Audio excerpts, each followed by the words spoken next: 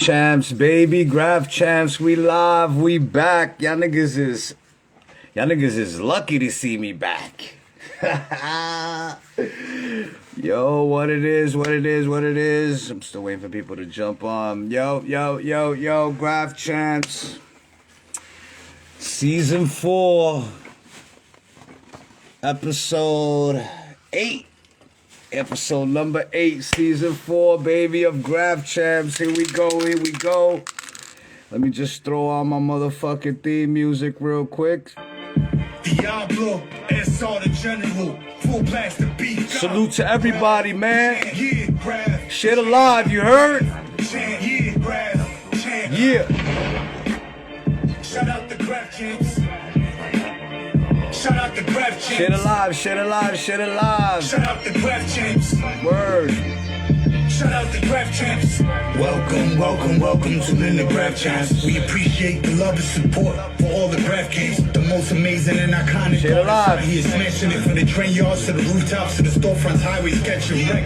S.R. the General. He be going crazy, bro, from his Instagram account. Supreme clientele range. Interviewing all the icons, the ones that led the way. Salute to all the fallen legends, the ones that set the stage. Moment of silence, let us remember those. Whether they family or they were friend or foe. Hate them or love them, let's show them some respect. Major contribution in hip-hop. Graph Champs to the death, you heard? My nigga Diablo, salute. Diablo, S.R. the General, full blast of beat God. My technical shit is fucked up today, man. Sorry. But we still gonna make this shit happen, you heard? Shout out the Graph Champs. Shit alive, everybody. Shit a fucking live. Yeah. TDO in the house, you heard? I see you, Sax. Welcome to the Graph Champs. We appreciate. Yo, shit alive, man. Shit alive, you heard? The most amazing and iconic artists out here smashing it from the train yards to the rooftops to the storefronts, highways, catching wreck. S.R. the General. He be going crazy, bro, from his Instagram account. Supreme clientele rate. We got big BIO T.A.T.S crew in the house. Big legends, big things, big history, you heard? Moment of silence, let us remember those. Whether they family or they were friend or foe. Hate them or love. My nigga Joey Cos. Major contribution in hip-hop. Diablo, big OD, you heard? Yo, salute everybody, salute. This is Graph Champs, season 4, episode 8. I'm your host, SR, the vertical, squirticle, all over your girl's biznack, aka all over her liz nips, aka I left my kids on her eyelids, you heard? Today we have, the shit that this dude could talk, only a nigga like him could talk, bro. Like, this shit is super legendary BX shit going on right now. Everybody better share the fucking live. You know what I mean? I'm talking about Big BIO, world famous T.A.T.S crew. You heard? Share the fucking live, man. Before we get into it, yo, before I pull BIO up and shit, I want to give a crazy happy birthday shout out to my brother Sick. IXL, DJ IXL, SIC, Sick, you heard? One of my boys for decades and decades. Salute to you, my brother. Have a great weekend. Have a great birthday. Wear a condom, you heard? I want to give a rest in peace shout out to all the fallen soldiers, you know what I'm saying? All the graph heads, you know what I mean? All the people in my life that have passed on and shit. You know, I think about y'all all the time, man. Salute, Tweety, you heard? Rest in peace, Tweety. Rest in peace, Juan Tricoche, you know what I'm saying? You know what I'm saying? Bro, with no further ado, we about to get into it. Boy, I'm about to send you a invite, BIO. Let me see. Bang. Oh, wait a second. Bang. BIO. I just sent you an invite, BIO. Turn on. What up? Video. Okay, here we go. Turn on video.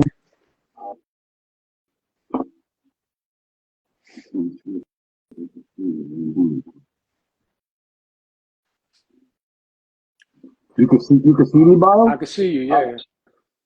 I can't see you though. Hold on, yo. Can you see him on the? Hold on. I'm sorry, man. Let me just take care of this fucking technical difficulties. I just want to tell you that technology hates me because you know I'm from the '90s and rejected. I always rejected technology, and now this shit is getting at me. Boom. All right. My bad. Yo, bro. BIO T.A.T.S CREW, world famous, bro. I want to thank you for even taking the time out to come on Graph Champs. I know you a busy dude, and yo, it's an honor to have you on here, bro. Like so many legendary things just from your name alone, bro. Is retarded to even be talking to you, man. I want to salute you, my brother. You heard? Thank you for the invite, my brother. Thank you. It's an Bro, honor. nah, the honor is all mine, my bro. For real. Man, I want to salute you, baby. Cool. I can see you now on the other thing, bro. So we're good. All right, so yo, all right, we're gonna start out in Graph Champs fashion. We start from the beginning. So I just want to tell you, you bio, you don't know how everyone looks at you because you're you. You know what I'm saying? So I'm gonna tell you how we see you. You know what I'm saying? Since I was a youngin', bro, you know, I missed the train era. You know, I wanted to be a train bomber. I missed it. I was too young and shit. But then there's certain writers that you see coming up, and you're like, I'm going to be a rock nigga right there. You are definitely one of those dudes, my bro. For real. Salute. I mean, from the PC to the legendary throwy to the fucking the street bombing with the flat black fat cap tags everywhere, bio brim. Used to smash it with lace too, right? Yeah, Lace? Yeah, yeah, nice. legendary shit, bro. Like, yo, you specifically and the type two have come up around so many legends and have done so much legendary shit, bro. That it's an honor for me to even be talking to you. So, what even got bio tattoo into this in the first place? Oh man, I mean, I grew up in New York City. That shit was around us. You know what I mean? That was not something that was unavoidable. I just, it was always been around me ever since, I was a kid. But I just had that one moment one time when I got off a train and the doors closed and there was like a top to bottom cartoon character, and I was like, oh shit. I was like, what is that?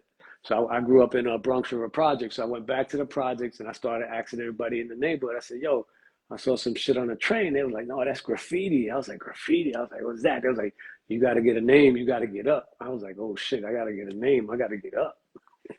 So that was my moment. Once I spotted it, then I realized that shit was everywhere and, all over the subway. So from that point on, it became my mission just to like, I need to learn. But, starting out, you're a toy. So nobody's going to tell you nothing, where to go to the layups, how to get paint, whatever, blah, blah, blah.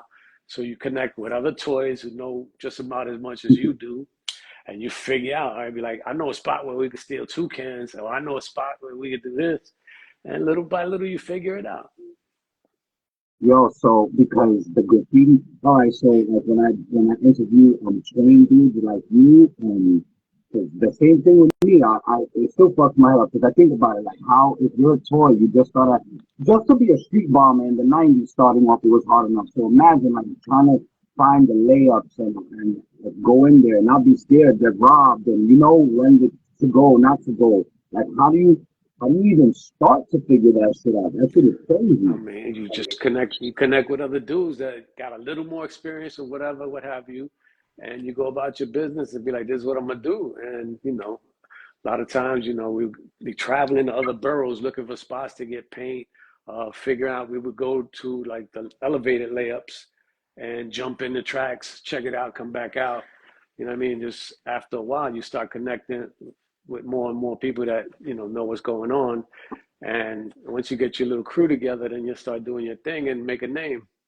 What what years was this where you got first put onto it? Oh man, this was the fucking early '80s. Like I started like in '80, and I remember I was in the hallway with my man from Bronx River. We was in the hallways hanging out, and he had nice hand style. So he took a tag, and I had like different names, whatever. So he did a BIO, and I was like, oh shit, I like those letters. So boom, from then on, I started using those letters. Then and junior high school, I connected with Brim. It was Brim and Mac used to hang out. I mean, Brim used to hang out with Mac. He used to live in Harlem on 116. So it was Brim, Mac, and then the other boy, Bass. It was the four of us that, you know, kind of like started out the crew TAT. And then when I got to high school, I ran into, I met BG actually first. BG, I met him in he wanted to share my locker, and I was like, "Who the fuck is this dude? He want to share? I don't even know you." He's like, "Yo, can I put my stuff in your locker?" So I was like, "All right." So I would let BG every day use my locker, but I wouldn't give him the combination. I'll be like, you gotta wait. You're not gonna rob my shit. So, and then as it happens, they put me in an art class, and who comes in? And BG, and I was like, "Oh no, it's the dude from the fucking from the gym." And he was like, "Yo, what you doing here?" So me and BG was in the art class together. But BG's always been nice, you know, as an artist, drawing and portraits and all that shit. But he saw me doing like graffiti letters, and he was like, "Yo, what's that?" And I was like, "It's graffiti." And I was explaining to him, you know, you gotta do letters, you gotta do style. So BG, I don't know, during the end of that school year, BG went home. School ended. Summer came back after summer, and BG was a monster with letters. Like came back like, "Oh shit, the fuck you been doing all summer?" Like BG got good quick. So then, you know, I started painting with BG. Then, you know, Nice was in our same high school. He was a little younger than us, so we, you know, kind of kept Nice to the side for a minute. But then by that time, it was me, Mac, Brim. Then we met Ken and Sem. You know, and the crew started growing, and Brim used to fuck with Volcan from Harlem. So, you know, now it was growing, and as it went on, then Purr came along, you know, rest in peace, Purr. And, you know, from that point on, Ken and Sem were doing shit on the fours, and they connected, I think, with T-Kid at the time. So then when we met T-Kid, T-Kid started, introduced us to the Ghost Yard. That's when it was, because before we was hitting like, you know, Utica, you know, Kingston, different layups on the 6 and on the 5 and 2s, we would go all the way to fucking Brooklyn. But once we met TK, he showed us how to get in the Ghost Yard. It was on from there. We was like, fuck it, Ghost Yard, we're gonna be here. I hear a lot of crazy shit about the Ghost Yard, man. But I just want to skip over any facts. I just want to take it back for 1 second because you say your boy did the letters BIO and you liked it. Was BIO your first time? No. I tried DAB, DAB, and then I did VIO. But my boy Bass was like, "Yo, that should sound like violin." I was like, "Yeah, that's no good." And I was like, "That's no good." Then I tried BIC, BIC, but it was already like an old school writer. He used to write BIC. So when my boy we was just in that staircase hanging out, whatever. Boom, he took a tag, and he had nice hand style for back. You know, back then it was about hand style. Like a lot of people was tagging insides and all that shit. So he had to have a nice tag. So he did the letters, and I was like, "Oh shit, those letters look good." I was like, "I'm gonna fuck with that." So I stood with the name. So and all right, so then you stood with Bio, and then you said, and that's how TATS CREW came along. That all started forming. So who actually started? Like, how did it actually start? The crew was Brim came up with the name TAT. It was Top Artistic Talent. Then, you know, since we was younger at the time, we was like tough ass teenagers, tough ass team. You know, because we, you know, back then the graph world was a different scene. It wasn't all kumbaya and all love like that. You know, it was like you go somewhere and you didn't know nobody, you was getting robbed. You know, because it wasn't like people were buying paint. You know, everybody who had paint was going out and stealing their paint. And, you know, you going into a neighborhood or a yard or somebody, you don't know nobody there. So you either you fighting or you getting robbed. So that's the way it was, you know. So, but all right, because a lot of the supporters of Graf Champs are like even younger than me or from my just explaining. I want you to describe like your area growing up when you was a young teenager, because I know when I was in the early '90s and the late '80s it was rough. So I could imagine in the early '80s. Could you just paint a picture of how it was in the environment? Oh no, the fucking trains was the wild, wild west. Like you get on a train, if you wasn't hanging out in the street, you wasn't going to the last two cars.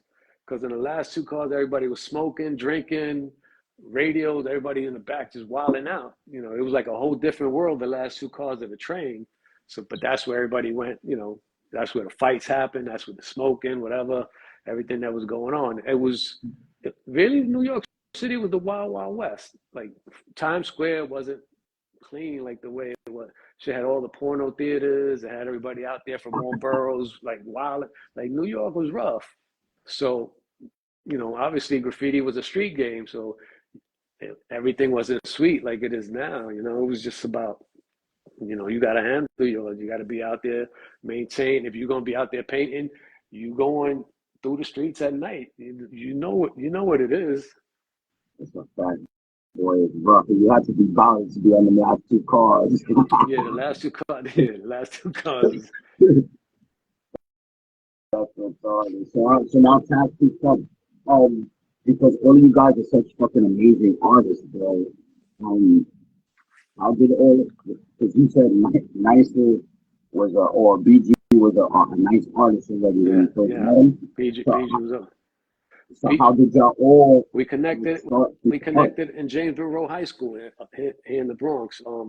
We met in high school, and again, the rest of the dudes we just met at the bench. Actually, we met Ken at the writers' bench on 149th, and then I think Brim had connected with Shame at the time from Harlem. Shame was from Harlem. When we saw Shame's stuff in Black Books, like his shit was crazy. Like nobody was doing characters the way Shame was doing characters like that back then. Like, and he had like a real simple style, but it had like a really funky style. So everybody had like their different style. Like Volcan had his like crazy futuristic shit. Nicer was always nice with, you know, characters like drawn out of the head. Like Nicer really didn't need no reference. He's not the type of artist that needs to look at something. You just be like, you're Nicer, we need a character doing this. And he'd be like, boom, boom, boom, and knock it out.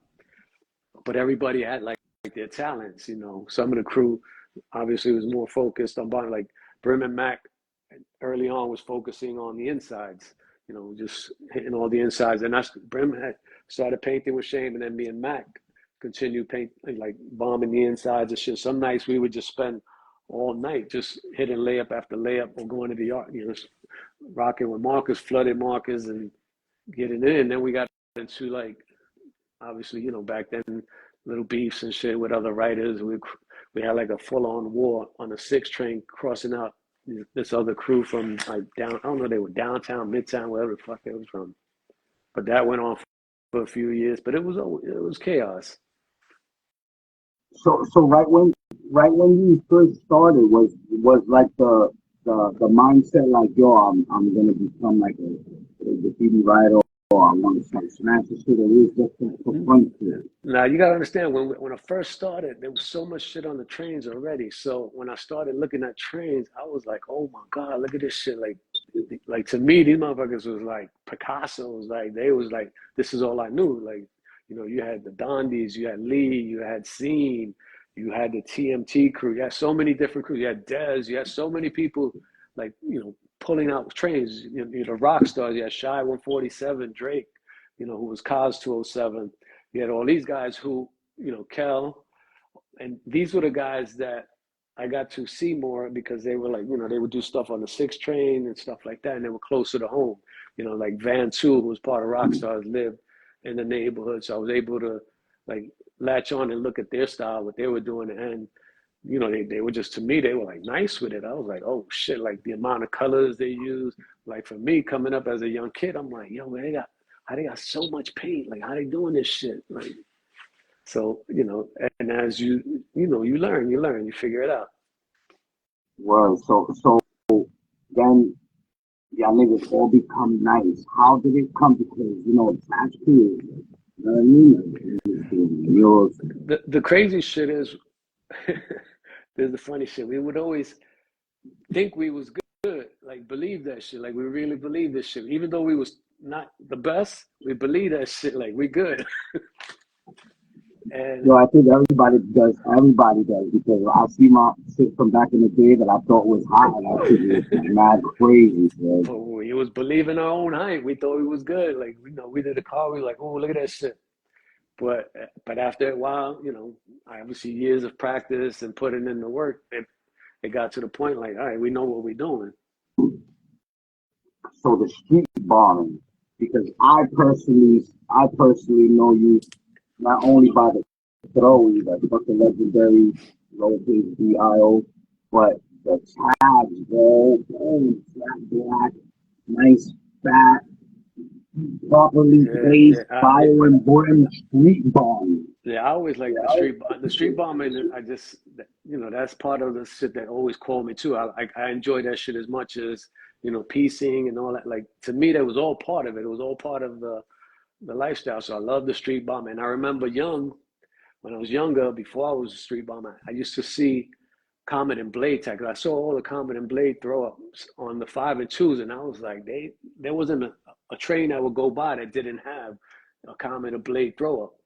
But then I remember going downtown as a kid with my grandparents or whatever, and then seeing Comet and Blade from the Bronx tag like on the highway. I don't know if it was the FDR or something, and I was like, "Oh my God, they're everywhere!" Like, you know, to me, it was like a different world. You know, I never really been out the Bronx that you know young. It was just so traveling and seeing Comet and Blade from the Bronx.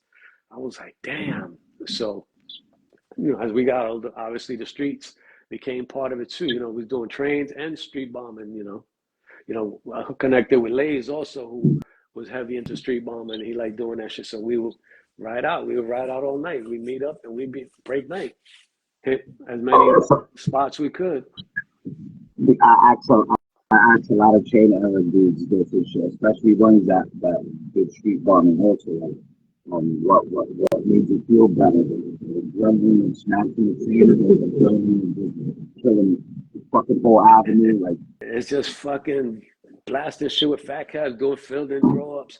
Shit, I remember one time we was doing, I think, throw ups on the FDR, and we got chased, and Mac fell in the fucking water, and it was winter. So we break up, like we split up, and I find Mac, and yo, I'm telling you, it was fucking brick outside, and Mac is fully wet, and he's like shivering, and I'm like, oh, this motherfucker's gonna die. So I'm like, I had to take off my jacket and wrap him up. We got on the train. We didn't have car back then. Jumped on the train, and this motherfucker's like shivering. Shit. I'm like, you're gonna die. Like, but it was crazy shit like that that would happen all the time. Street bomb. You know, I remember one time we was I was on the highway in Queens with Per, and the cops rolled up. We had to run, and how we got away, we climbed up on the roof of some pizza shop in Queens, and I was like, yo, we on the fucking roof in Queens. We gonna fucking get arrested up here. But that yo, was the crazy shit. Like street bomb, this shit got stories. This is New York, nigga. There's a million tales. what about when the train era started going out? When the train, I mean, like for us, we kind of like I think the last train I painted on was maybe like '87 or some shit like that. And then from there, it was like it kind of like it was still a few like diehard people that were still going hard, like because they started cleaning the trains more. But there was like a few that kept on that was focusing on that. But we just started like again doing the street bombing, painting out in the streets and stuff like that. And what happened is like a result of that was people started seeing us now in the street at night because people outside at all hours. So we'd be out in the night tagging, and they'd be like, "Yo, I saw you the other night." I was like, "Nah, what you talking about?" I was like, "Yeah, your niggas are the ones painting over here, right?" They're like, "Yeah." They're like, "Yo, the dude from the bodega, I want to talk to you. He want to do, some shit, whatever." And we're like, "Okay." But we didn't know anything about how to make money as an artist. So in the beginning, we was like, "Yo, fuck it, let's just do it so we can have extra paint." So we would do jobs just to have extra paint. I remember one time there was a spot on Westchester Square, like an automotive spot, and the dude let us do the gate, and he told us a little gate, little 10 by 12, whatever. And the dude tells us, "Yo, um, take as much paint as you need because they sold paint in there." We cleaned out his shelves, right? So, so every time we would go in, grab like 4 or 5 cans and stash them in the bag, and then finally at the end, money comes out. He goes, "Man, this little gate took a lot of paint." And we was like, "Yeah." He was like, "Well, where's all the empties?" And we were like, "Nah, the garbage truck came by, so we just threw them in the back of in the garbage truck." We killed them. We emptied out. I think we left like 3 or 4 cans on the shelf. That's hilarious. Do you have a stick, like the thickest spot that you ever hit, like you're proud of this spot? Oh, like painting wise, that I can think I mean, we've done so many spots. I mean, shit on the FDR. I mean, highway. I like highways too. I like all that shit. Rooftops, whatever. So it was a fairly easy transition from the street from the city to Yeah, the streets. that shit straight from the subways to the streets. It was like fucking continuation, just straight painting nonstop. The only thing back then we was just doing it at night illegally in the street, whatever. But What was you one of those dudes that had like you have pictures of all your shit, or I got photo albums and shit? yeah, I do. I got a lot. I have a lot of pictures. I got mad shit in storage. I got I got I got stuff from like '81, like photographs that look like they from the 1920s and shit. They so old. But yeah, I have a lot of stuff. Like I just, it's hard to find. I got shit in storage. I got shit in box. I got so much, almost 40 something years. So When you started first bombing, who was the man? Like who was there one nigga that nah, everybody was like that's what I bouncing mean. on? There was a few. There was a few. You had Duster. You had Scene. You had all the rock star guys. You had the guys Dondi, Duro. All these guys, were doing whole cars. You had Lee. All these guys. This was not something that we saw in books. This is something that, like all these photos that you see from these trains, this is the shit we grew up watching, like seeing these cars rolls by. So for us, this was our school. This was like you would sit all day long on a train station just watching trains go by just to get like that little 60 seconds, whatever a train is at a stop, to look, see the colors, and then boom, it was gone. But that's all we did day in, day out. And then anywhere you walked in New York City that had elevated tracks, every time you heard the train, you was looking up to see what was on there. I mean, that shit is like an addiction. It was crazy. That shit dictated your whole life from morning to night. The days it was spent racking, going finding spots to get, whether it be ink, whatever. And then in the night was, all right, where we going to go get busy. So it was a full-time job.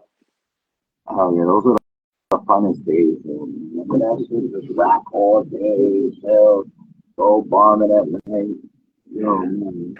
Yeah, once we got cars, it was over though. Like now we started like hitting up other like states, going to Jersey, and then the crazy shit is it's kind of bugged out to say now though as an adult, but we was getting a little more wild because now we would go into stores and it was clothing stores and be like, fuck it, just grab a whole stack of jeans and run out. And, like we wasn't even racking it, we were just like snatching it and walking out with the shit. Yeah, So they just did so that. so we was like we getting a little out of control with this shit. Like we wasn't paying for nothing, food, nothing.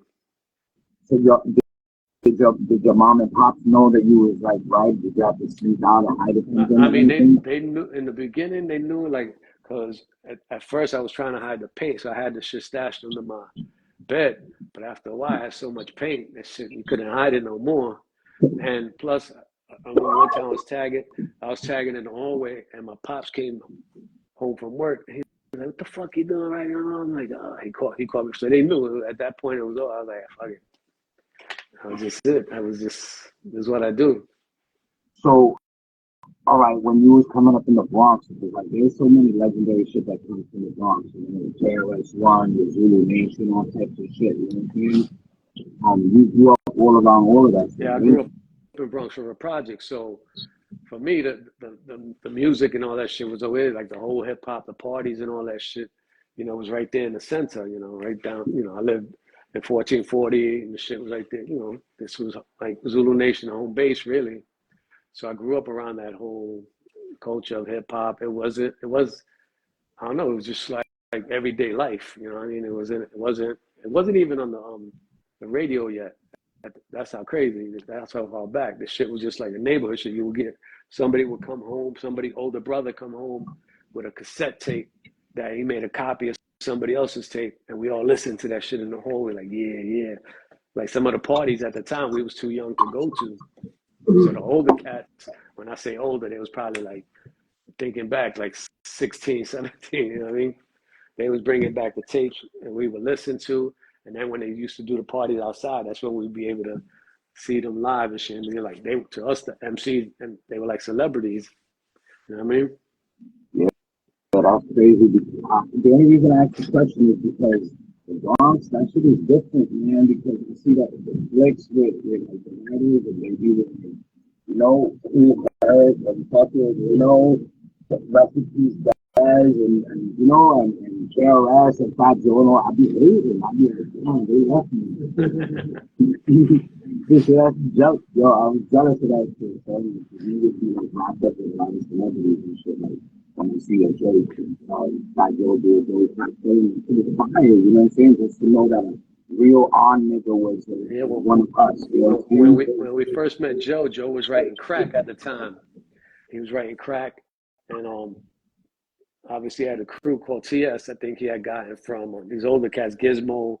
Well, Gizmo was our age because we was a little older than Joe. So Joe was a little younger than Gizmo, the ones, who gave him the crew. So then Joe had TS, and then him and Brim started Street Bomb, and then we started like hanging out together a lot. And then that's how the TATS came about, because it was TAT, our crew was originally TAT, and Joe had TS. And then when we started doing like walls, we did TATS, and we joined the two names, and it became TATS. But we were trying to explain to people, we were trying to tell people it's not TATS, it's TATS. But it was like, but it's TATS. It was like, finally, after a while, we just like, yeah, we gave up. It's TATS. It was like, all right, you win. Yo, I never knew that. That's fire history. That's how that came about. Yeah, yeah. So, I mean, it's bugged out because you in it. This is your life. It's not something like you think about. Yeah, bro. Yeah, we still hate. Don't worry. All right. Now, what about your throwing, bro? Come on, legendary style. That throwing is crazy. That shit evolved over time. When it started, it was real sloppy and real different. But after a while, it kind of evolved into what it is. And once I had like a shape that I was happy with, that I just kept it. But how long you think it took you to perfect it? To perfect it, it took at least like 4 or 5 years, like of it, like shaping up, and kind of got to the point where this is how I like it.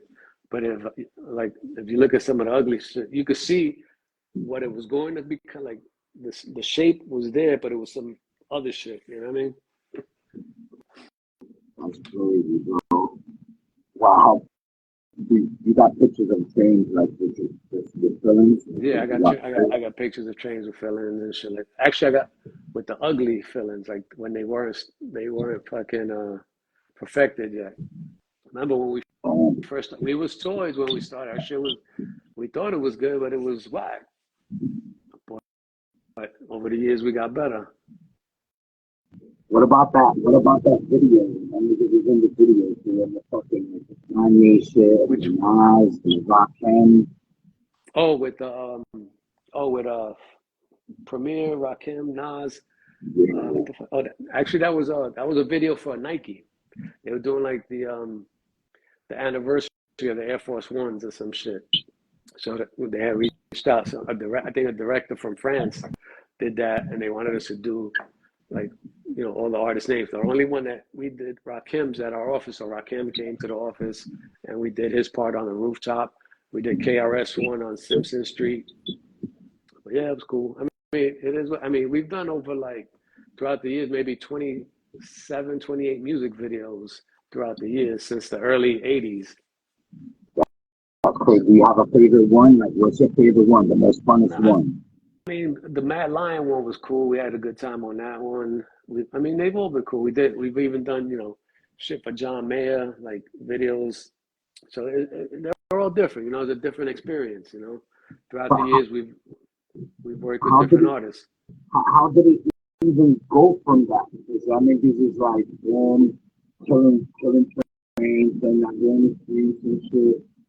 How did it, like, the first, like, that, how did that even happen? Like I told you, it was painting in the street, and people started seeing, like, our shit, and we started doing, like, small mom and pop stores here and there, or music video, here and there, and after a while, it kind of just connected more, one job would lead to another job, you know, the memorial walls was a whole other deal where we was doing memorial walls. Where in the beginning, I remember the first memorial wall we did. We were in Bronx River, and we were doing pieces on the handball court. And this kid named Redhead Richie, his brother had got killed. His name was Pollo. So he was like, I knew Richie from the neighborhood. So Richie was like, yo, put my brother's name up there. Da, da, da, da. So we was like, where? We was like, no, anywhere on the side. So we just did like a heart, you know, the way the tattoos are, with a heart with a ribbon. So we did a heart with a ribbon and just put his name, Pollo, in it. And then we put the year he was born and the year he was killed. We didn't really think much about it. Like, you know, it was a little shout out for his brother, whatever. But then a couple of weeks later, some other kid had got killed. And they wanted us to do a war. They were like, yo, we want you to do like you did for Pollo. I want you to do my cousin's name, whatever. So we did this is the first time we did a full wall, just strictly like for a person. So the person's name was Soul. So we kind of did like the letters. When the memorial all started, it was more graphy. Like we did them like real graph with 3D and all that shit, like coming out the ground. But that was the first time we did a wall like that. So in the beginning, it was kind of people that we knew. But after a while with the memorial walls, it was crazy because then people that we didn't know started approaching us and be like, yo, I want you to do a memorial wall for my man. And we was like, who the fuck these dudes? We don't know who they are. So it was like, all right. So then we sit down with them, and it's crazy how the memorials, we developed like a formula for it. Because what we started doing was started simplifying the letters to make it more readable so people could understand. And then we started like after we did a few, I remember the first one we did with a portrait was for Fat Joe's man, Tony Montana. We did a whole paddleball court with a portrait of Joe's man that got killed. And then after that, everybody saw that and they wanted to do memorial walls with faces. So now we would do a name, a face. But the more we did, people we started to personalize them a little more. We would sit down with the family and the friends and be like, all right, you know, what did he like? Like, what was he into? All right, he liked motorcycles, or he liked baseball, whatever it was. So each wall started getting like more customized to the person. And the crazy shit about the memorial walls, though, that we were going to blocks that we didn't know nobody. Like, they just brought us in to do the painting. So in the beginning, the person that got killed, we knew nothing about him. But by the end of the memorial wall, we know his whole history because as we're painting, all the family and friends is like sharing stories with you. They're like, yo, that was my man. I remember we used to do this, or this, you know. So it's like a connection you made with these people that you didn't even know through the memorial walls. So it was kind of bugged out. That's crazy. So what do you have?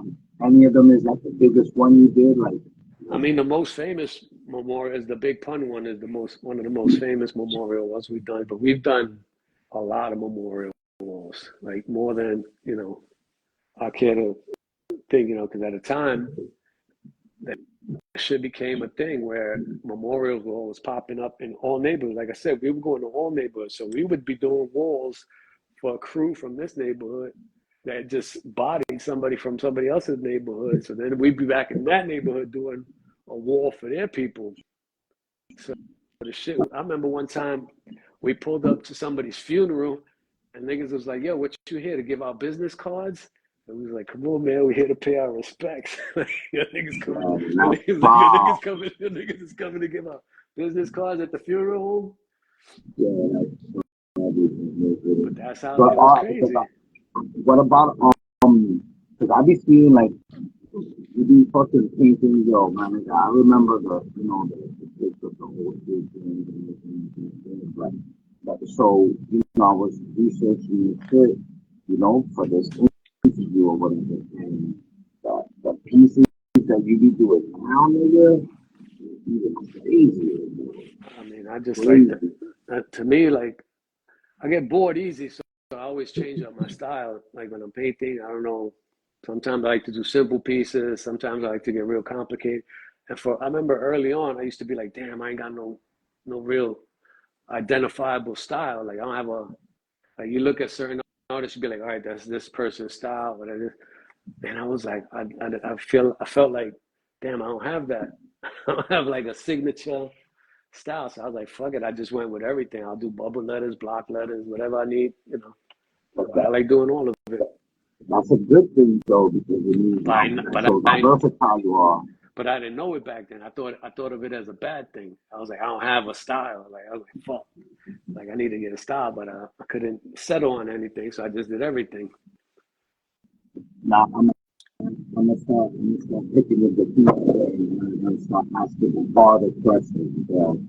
This is it right here, bro. So this is about to hit the fan. I mean, who's your top 10 favorite writers of all time? Like, just your favorite writers, and you know, just give me a few. Like, who is the fucking Bio? You a fucking legend. I want to know who you know what I'm saying, look at. Obviously, Lee, no doubt, hands down, was like fucking the master, you know, right there, you know. Again, like I said, Lee, Seeing, guys like Dust and Dez, you know, Crash, you know, all these. Lee, Steve, Dustin, my bad. Dustin, Dez, Dustin, peace. All right, Lee, Steve, Dustin, Dez. Yeah, I mean, for me, it's like all these old guys. These are the guys I grew up watching. So to me, these were my heroes. You know what I'm saying? Like you had it's funny to say, you know, guys like Crash and Days. I used to look up, even though you know now I paint with them a lot and they're my friends. But as a kid, when I was younger, they was already doing their thing. So I was like, I looked up to these guys. So as we got older, it was an honor for me to paint with these guys, you know. But you know, there's a lot of artists out here that, you know, I respect for their longevity, whether it be, even if they street bomber. Like some people like, oh, he's just a street bomber. I'm like, yeah, but that motherfucker put in work. He may not be the best, but he put in work. Like you gotta respect that. That's dedication. Yeah, People don't see that part. That's all I ever been, just a street bomber, you know what I'm saying? But I'm proud of the fucking tags I put out there. I don't do a lot of fillers. I'm a tag bomber. Really, you gotta put in the work, you put in your time. That's it all counts. That's a fact, yo. What about throw up? Who got the illest throw ups? I remember early on, back in the days, the illest throw up used to be SE3. I think it was Hayes that did those SE3s. Yeah. But that, like back then, that throw was like whoa. And then Duster had an ill throw up too, because he had like a little thing that swept through the D through like. So Duster had a good throw up that I like. Who else? I mean, then there was just throw ups that was just iconic, like the whole RTW crew back then. Like these motherfuckers was murdering all city. You had Min, you had the Wiz, Quick, Satch, that whole, and then when it came to hand style, guys like Zephyr, he had like one of the best tags in the game. Like Zephyr's hand style to me was like, whoa, this is it. This is a nice, clean flow. Like when he used to whip the R around, like, you know. So there's a lot of different artists that, you know, and then guys like Band 2, who fucking was a one-man army. He had like, I don't know how many different names. Deli 167, Band 2, Nathan, like, you know, he was a one-man crew. Like, did you ever do that? Because a lot of dudes that I interviewed too, like they're like, oh yeah, they write this, but they went and did it this. A whole different name on the train for what reason, I don't know. Nah, I mean, I did it. Everybody had like a little alias, but I never really stuck with anything, you know. Like I always stuck to my name. But yeah, but some writers have like 2 or 3 names, and they was able to get all of them on. That's retarded, bro. I would just focus on one name just to get, you know. And I'm just a street bomber. That's my mentality. I wish like you could see like back then the 4 trains. That shit was all Band 2, like ridiculous the amount of fucking work he put in. Like Band 2, Deli 167, the all by myself bomber, out to bomb. Like he was killing it. Oh, then you had guys like Mitch 77. I forgot about Mitch. That was nice with it, you know, painting, piecing, you know, Kel. You know, like all the rock star dudes, for me, they were it, you know. What about now? Like, how did you? All right, so when you started switching and started doing more to the artistic stuff, what year was that? Like, I mean, when you say artistic, what do you mean? Like just piecing or painting? No, or I mean, like for hire, you know? When you started, like, I mean, maybe like I want want to say the early 90s, we started doing like a lot of commercial work. Then like about 94, we had started hooking up with like these agencies. We started doing stuff for Coca-Cola and bigger corporations. So, and then we would just find walls. What was happening though, what you got to understand is that graffiti was starting to be used like in commercials and advertisement, but they were using like people that did it right. So you would see like toy shit, like you see a soda bottle with like some toy shit, and you'd be like, "The fuck? What the fuck is this? What the fuck? Who the fuck did that? Nobody know who the fuck did that. That shit is not real graph." So we were like, "Yo," so our whole mentality was like, all right, if they're gonna use graph, at least they might as well use people that did it, that lived this shit. So, because people are like, oh, and then early on, you got to remember, people are like, oh, you selling out.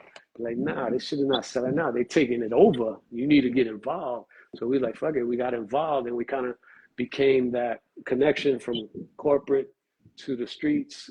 Like, we're like, if they're gonna use it, at least use motherfuckers that did this their whole life. At least we might as well make some money from it.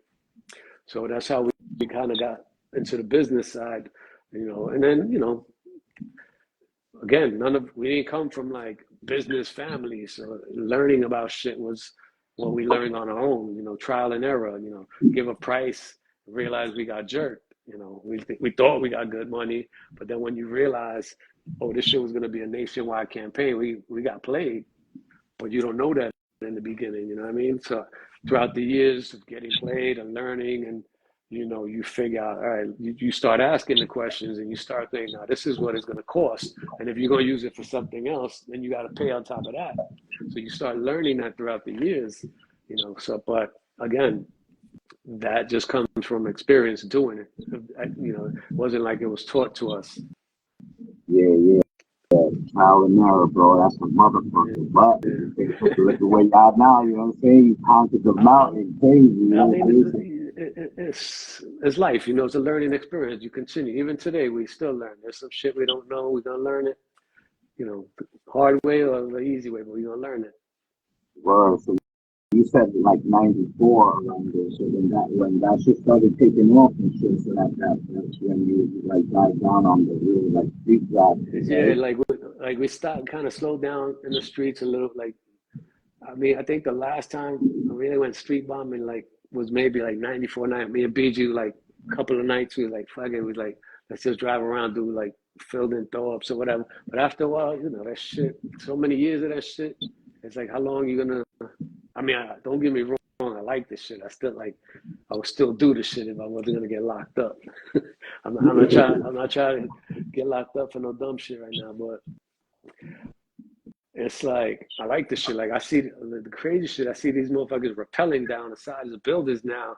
And I'm like, man, if I was fucking younger, I'd probably try that shit. I was like, my ass is out of shape to be fucking pulling myself up and down the side of a building. That's a fact.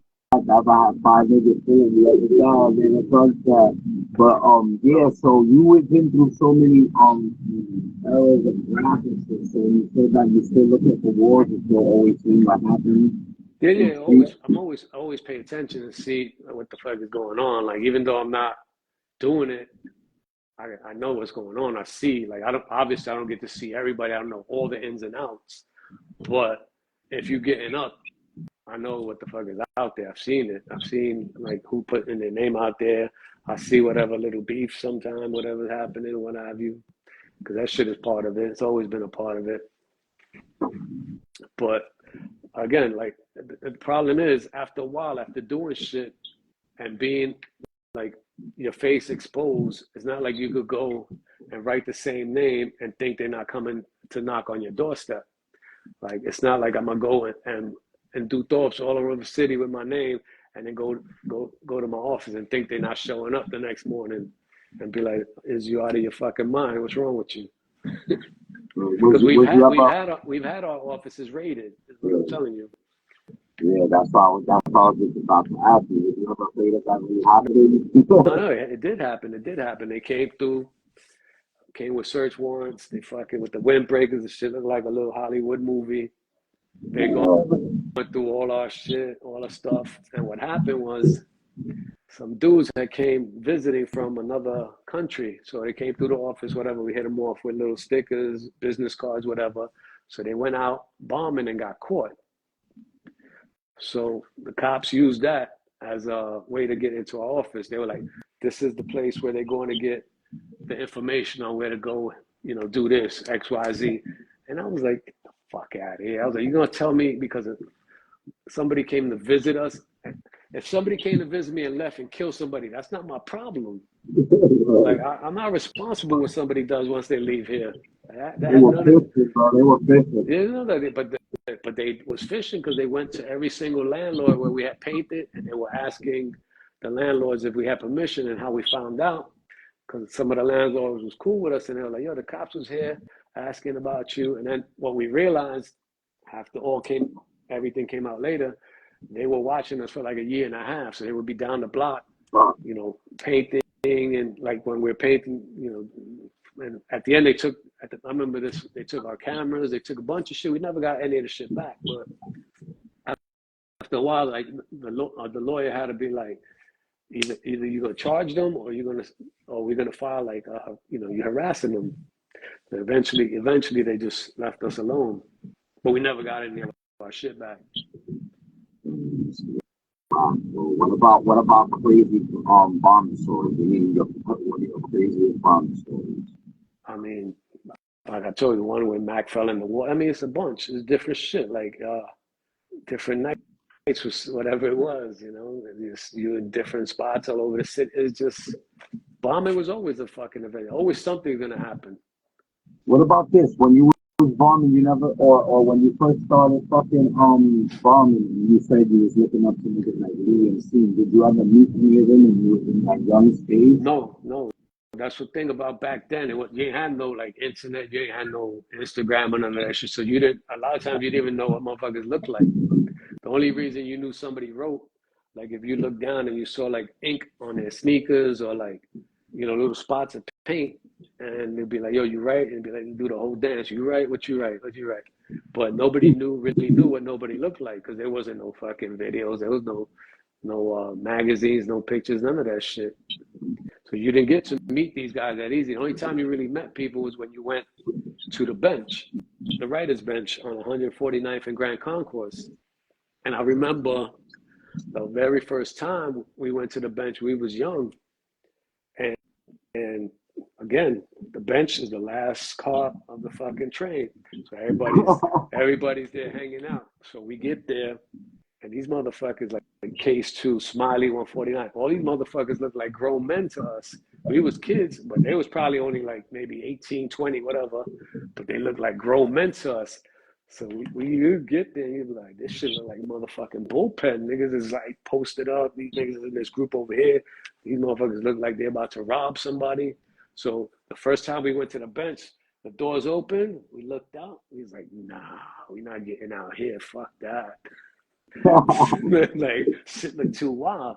But again, you know, after a while, we started hanging out at the bench, you know. Then we became the niggas hanging out at the bench, fighting at the bench, whatever.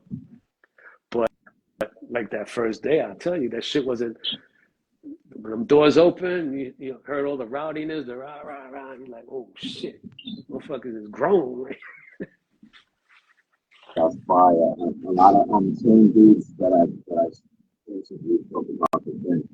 Yeah, no, the bench, that's where all the shit went down. Like, that's where motherfuckers who didn't know each other bump heads, they fought.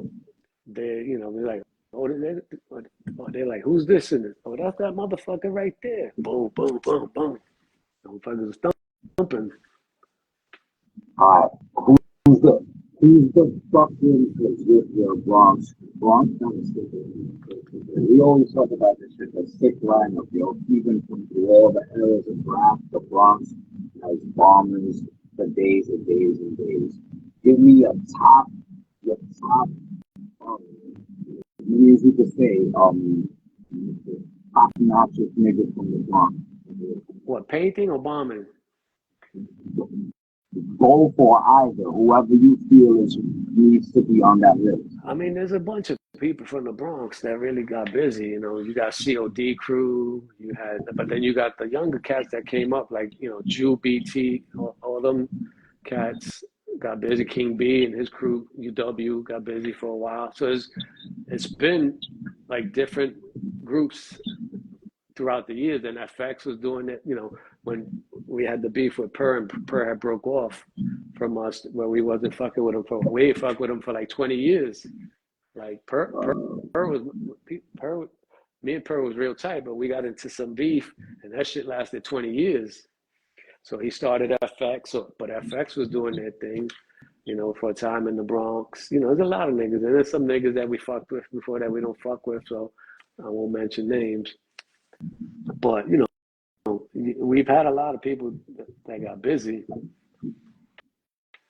What about like when you was killing the Bronx in the heydays and shit? Like, who was the niggas from Brooklyn and shit? You know? From Brooklyn, I remember seeing. I don't know if they were from Brooklyn, but I remember riding train to Brooklyn, seeing these guys like P13, OE3. Yes. And I didn't know who they were, but I remember seeing them. Who else from Brooklyn? You had obviously CIA, you know, Don D. Duro, that crew was Brooklyn. I'm trying to think. There was other. I mean, back then there was this dude named Adam or some shit like that. He used to paint out in Brooklyn too. He was nice. There's a few. It's hard to fucking remember. The shit is. So did you ever get like run up on it? We did in fucking in Kingston.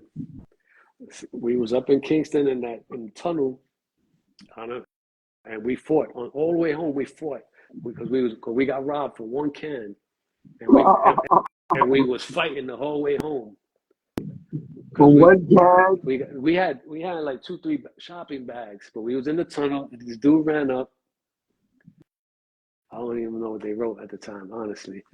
And they were like, yo, y'all can't be here. Y'all know if y'all would have caught us in the Bronx, you're going to have to run that paint. We were like, nah, we're not running the paint. So Money had a little joint on him, right? So he was like, he got a gun. We was like, we still not giving up the fucking paint. So finally, he grabbed a can out of the bag. And at the time, there was these Krylon colors called colors of the 80s. Like, it was like a few, like 6 or 7 colors that came out. And he took one of those cans. And none of us, we was like, he's like, we was tight, but he was like, yo, your niggas is in my neighborhood. If you try to run up through the hatch, when you go upstairs, this is our block. So we was like, so we in the tunnel, we mad, right? We fucking mad. So we in Brooklyn, we don't know nobody over there.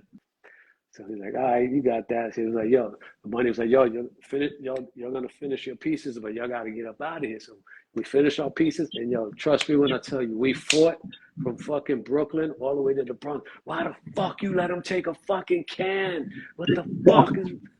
He was like, he got a gun. I don't give a fuck. He had a gun. Like we got robbed for a can. We was tight. And it was a special color too. Yeah. And we was like, we fought all the way home. I know we never found out who the fuck that was. He could have been fronting. That was in his neighborhood. But we didn't get. But we was not giving up all the pain. It was like, nah, we're not doing that. What about merch? Do you have like merch? Do you do fucking we do. Every once in a while we put out shit. We haven't put out stuff in a while. Like we've done it, you know, throughout the years. Sometimes like, all right, let's put out shirts, let's put out hats. But it's not something that we do consistently, because that becomes a full-time job. You know what I mean? It's like I got time to worry about the shirts, and then we've had people in charge of it, and they fuck it up, and we're like, yeah, all right, leave it alone. What about painting other countries? How many other countries? What, visiting other countries or what? Merchant? Painting. Oh, we painted in a lot of different. We were just out in England. We were in England. We just did some shit out there. I mean, we've painted in Germany, Brazil, Canada, Mexico, Paris, Amsterdam, all over. I mean, we've been around, you know, done stuff in China, Hong Kong. I mean, Fire. Thailand. I mean, it's just like throughout the Brazil, you know, here, there, wherever, you know, wherever we go, it is what it is. Did you ever think it was gonna be like that? Travel the fucking world and things. No, no, that's not. I mean, people ask you that, like, did you ever think, like, nah, I never thought that shit. Like, this is just something we did to get up because we wanted to be famous in the neighborhood and shit. We didn't think we were gonna be going around the world painting. But that's the thing. What happened for us? We got to travel early, like 84, 85. We got to go like overseas to England for the first time, and we realized that it's a whole big world out here. This shit is not only the block; it's a whole big world. But we was going to other like countries, but there was hood niggas like you know ghetto, like what you want to say, the hood ghetto, like motherfuckers that ain't got money that living the same way you living.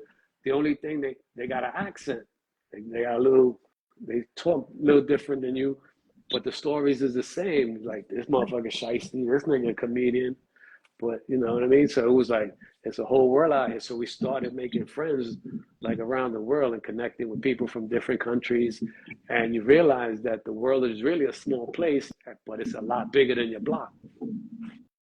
What is your favorite country that you came to? My favorite country that I paint. I mean, England has always been probably because it was my first one, but Paris, you know, Paris is cool. Met a lot of cool dudes in Paris. I mean, the thing is, everywhere I've gone, other writers, they're cool. Like, you know, they like, you know, you into the same shit. So you're going to connect with people that like to do the shit you do. So you're going to have fun wherever you go. It's not like you go in there and be like, oh, I don't know, like you go do like, let's go do this, let's go do that, whatever. You know, Germany, you know, and all the people that we've met, we've maintained we've had like 30-year friendships with people from around the world. What about like a documentary and anything like that? We did a documentary. The last one we did was probably like 2006 or some shit. That was the last time we did it. It was called The Mural Kings, but we haven't. I mean, you know what it is? After a while, like the shit for us is like just every day, and it's not something new to us. So it's like we sometimes like I don't even feel like fucking taking pictures. Like do this shit all the time, but and you know, because we paint, but we don't think about the people that see it afterwards. Like for us, it's like, all right, we painted here, we paint there, we paint. But you're just going about your daily business, you know. Not like you cannot be fucking out here thinking, oh, I'm the great I am, because that shit nobody gives a fuck about that. So you get sponsored by like fucking Montana and like that? Nah, we've never done any sponsorship deals with any company because we like to use everything. Like we don't want to be like stuck with a brand. Like we'll use this paint, that paint, any company. Like we've gotten companies obviously that give us paint, but we're not like, you know, certain writers are connected to this company, so they only can use this paint. They gotta have, when you're taking pictures, they're like, hold up, let me hide these other cans. I can't show you this paint because I'm not supposed to be using it. I'm not trying to live like that. I'm gonna do what I want. What's your favorite paint to use? I like them all, but I like the Montana blacks, the gold, the 94, all of it, the hardcore, the Krylon and that Rusto. That shit is, the Rusto may be good for bombing, but not even, because when they changed those caps with the little funny caps, I didn't dig that. Fucked it up. But I mean, it was good paint, but when they changed that cap system, it's moved on. But right now, I mean, you gotta remember, right now there's like fucking 400 different colors. When we started, there was maybe like 15, 20 colors. You had a dark red and a light red. That's it. You had an orange, a yellow, a blue. Like you had a gray, a dark gray, and a light gray. You ain't have 20 shades of gray. You ain't have red, all fucking shades. Like back then, we knew all the names of the paint. Now there's so much paint. I'll be like, yo, pass me that, whatever the fuck that shit is right there. Yeah, that's crazy. Even caps didn't exist. We would have to go to the supermarket and take the fucking tops of all the whatever. We would try different caps from different products and be like, let's see what this shit does. Even the ink, we used to steal the ink from the supermarket they used to use for those machines to stamp. Back then they had this purple ink that was like a dye. So that shit was good for bombing because when they tried to buff it, that shit would just stain. It would just, but if you got it on your hand, that shit was on your hand for like a week and a half. So all your clothes have Everything. fucking pink dots on. Even today, all my shit is fucked up. I got fucking paint on my steering wheel. I got paint on my. I'll have brand new sneakers and be like, damn, I just fucked up. Right now, my house slippers got paint on them. That's crazy, yo. That's funny. Yo. So what? At the end of the day, what you want people to take know about from the fucking bio? I mean, I'm gonna let them know. I mean, just appreciate. I just like if they appreciate the art. I do it at this point. I do it for myself. Like, if I like it, I like it. Whoever likes it, I appreciate it. If you don't like it, what can I do? I'm not on this mission to please the world. Like, I'm comfortable in my contribution to it. You know, I've been fortunate enough to travel around, meet good people, make a living from it. So I'm okay. I'm good. Like, so I just like to do. I do it because I like it. Put it out there in the street. If you like it, you like it. If you don't, what can I do? Talk your shit and yo, before we get out of here, I gotta ask you one of the hardest questions too, man. What's the best borough? Has the best buyers, man? I know. Come on, man. You gonna be mad at me, man. Come on. Nah, man. You gotta say it. I can take it. I'm a big boy. You know I'm a represent for the BX, so you know that. I'm a diehard. That's what it is. Yo, salute to you, bio. Brother, thank you. Motherfucking history lesson, bro. All right, man. Thank you for having me, man. Have a good night, brother. Peace. Peace. Yo, that was motherfucking bio T.A.T.S CREW, legendary world famous here. Graph champs, motherfucker. Yo, what? Yo, what's good, dude? What's good, dude? Yo, salute. Yo, come on, man. Throw the flames up for motherfucking BIO T.A.T.S CREW, bro. Yo, what it is? D.O., I see you. Salute, my brother. I see you, Smaz. I see you. Salute. Shout out to my nigga Damp. Yo, I didn't vote, bro. I voted for Damp and ESF. You heard? Yo, salute to my motherfucking nigga Germs. You heard? Jazz the God. I see you, my nigga. Everybody that tuned in. Yo, that was a legendary motherfucking history lesson that we got from BIO T.A.T.S CREW. T.A.T. and it was T.A.T.S because of Fat Joe, Terror Squad T.S. Never knew that. And it's funny the way, because I ask niggas, one of my favorite questions to ask niggas is how you got your tag. And he got his tag just because the next nigga did those letters and he liked it. You know what I'm saying? So that was cool to learn how other niggas got their tags. How you got your tag, nigga? How you got your tag? It's anonymous. How you got your tag? Oh, I know how you got your tag. I know how you got your tag. Yo, salute to everybody, yo. Yo, what it is, babe? I see you, my brother. Thank you for fucking always supporting. You heard? Salute to everybody that support Graph Champs. Yo, salute motherfucking 357 buys in the house. You heard? Joey Cost, salute. Thank you, bro. Motherfucking expertise. All of y'all niggas, man. I'll be back in a couple of weeks with the next one. You know what I'm saying? This was Graph Champs, Season 4, Episode 8. That was BIO T.A.T.S CREW. And I'm your host, SR, the Vertical, Squirticle, all over your girls' liz nips. You heard? Peace.